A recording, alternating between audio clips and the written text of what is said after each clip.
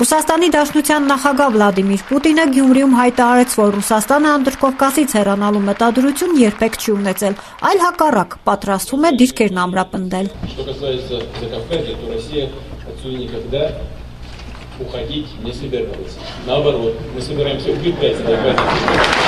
Ինչ վերաբերում է Անդրկովկասին, ապա Ռուսաստանը երբևէ մտադիր չէր այստեղից հեռանալ, ընդհակառակը մենք պատրաստվում ենք ամրապնդել մեր դիրքերը Անդրկովկասում։ Մենք ամրապնդելու ենք Անդրկովկասում մեր դիրքերը, հիմնվելով մեր նախնիներից ժառանգած լավագույն ձեռքբերումների վրա, հիմնվելով տարածաշրջանի բոլոր երկրների, այդ թվում Հայաստանի հետ բարիդրացիական հարաբերությունների վրա։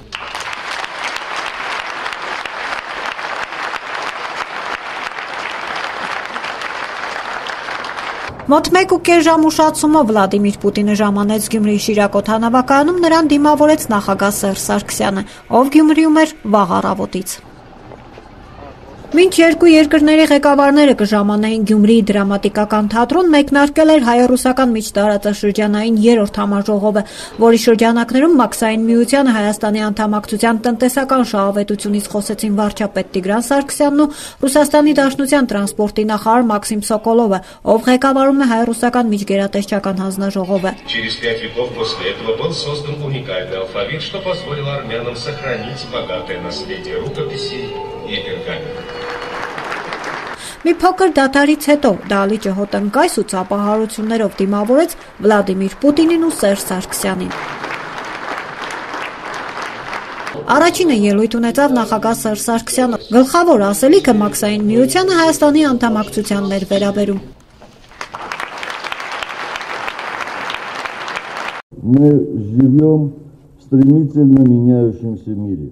Մենք ապրում ենք արագ փոփոխվող աշխարհում, մշտապես պահանջվում են նոր մոտեցումներ, որոնք ավելի հեշտ է գտնել միասին, ինտեգրացիոն միավորումների եւ գործընթացների շրջանակներում։ Հենց դրանով է պայմանավորված Մաքսային միություն եւ Ռուսաստանի, Ղազախստանի ու Բելարուսի միասնական տնտեսական տարածք մտնելու Հայաստանի որոշումը։ Անցել է ընդամենը 3 ամիս Մաքսային միություն մտնելու Հայաստանի մտադրության մասին հայտարարության պահից, սակայն արդեն կատարված է հսկայական աշխատանք։ Ընդունված է Եվրասիական տնտեսական բարձրագույն խորհրդի համապատասխան որոշումը, ստորագրված է Հայաստանի Հանրապետության կառավարության եւ Եվրասիական տնտեսական հանձնաժողովի միջև հուշագիր։ Ստեղծված են 22 աշխատանքային խմբեր, որոնք աշխատանքներ են տանում անհրաժեշտ միջոցառումների եւ օրենսդրական փոփոխությունների նախապատրաստման ուղղությամբ։ Ընդ որում այսօր արդեն համաձայնեցված են Հայաստանի նկատմամբ երկկողմ կարգով մի շարք կարևոր արտոնությունների եւ առավելությունների կիրառման մեխանիզմները, որոնք կիրառվում են Մաքսային միության երկրների միջև փոխհարաբերություններում։ Ցանկանում եմ դրա համար հատուկ շնորհակալություն հայտնել Ռուսաստանի նախագահին Վլադիմիր Վլադիմիրի, դա իսկական գործընկերոջ եւ բարեկամի քայլ է։ Այն կարևոր նշանակություն ունի հայկական տնտեսության կենսունակությանն աջակցության համար։ Между странами таможенного союза. Այնուհետ խոսեց Հայաստանի տնտեսության մեջ ռուսական կապիտալի ներկայության մասին, ասելով, որ Հայաստանում ռուսական կապիտալով գործում է 1300 ձեռնարկություն, հավելելով, որ Ռուսաստանը մնում է Հայաստանի առևտրային գլխավոր գործընկերը։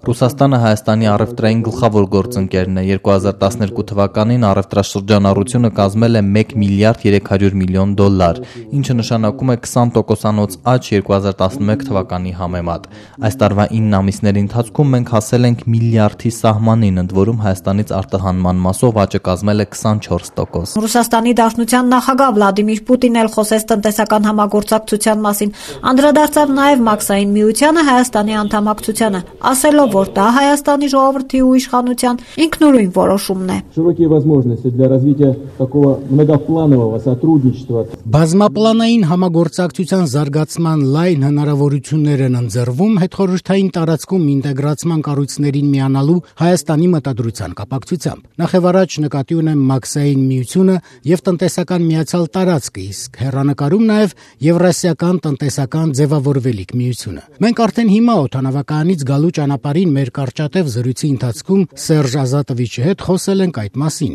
ինչ կարող եմ ասել։ Պարզապես հայ մասնագետները, փորձագետները, տնտեսագետները ինչպես հարկն է հաշվարկել են բոլոր օգուտները, դրական հանգամանքները, ինտեգրման միավորումների շրջանակներում համատեղ սերտ աշխատանքից բխող բոլոր հավանական առավելությունները, արել են իրենց ընտրությունը։ Դա հայ ժողովրդի, Հայաստանի ղեկավարության ինքնիշխան ընտրությունն է։ Բնականաբար Ռուսաստանը կանի ամեն ինչ հայկական կողմի հետ համագործակցության այդ ուղղությանն աջակցելու համար։ Իդեմս Հայաստանի մենք տեսնում ենք ինտեգրման գործընթացի լիիրավ մասնակցի։ Այդ մոտեցումը արժանացել է նաև Մաքսային միության եռյակի հավանությանը Մինսկում կայացած Մաքսային միության գերագույն տնտեսական խորհրդի նիստում։ Такой подход одобрен и странами тройки таможенного союза на октябрьском заседании Высшего экономического совета в Минске. Մեր կողմից ամեն հարցում օգնելու ենք հայ գործընկերներին, որ միավորման գործընթացն առավել արդյունավետ լինի, շարունակեց Վլադիմիր Պուտինը։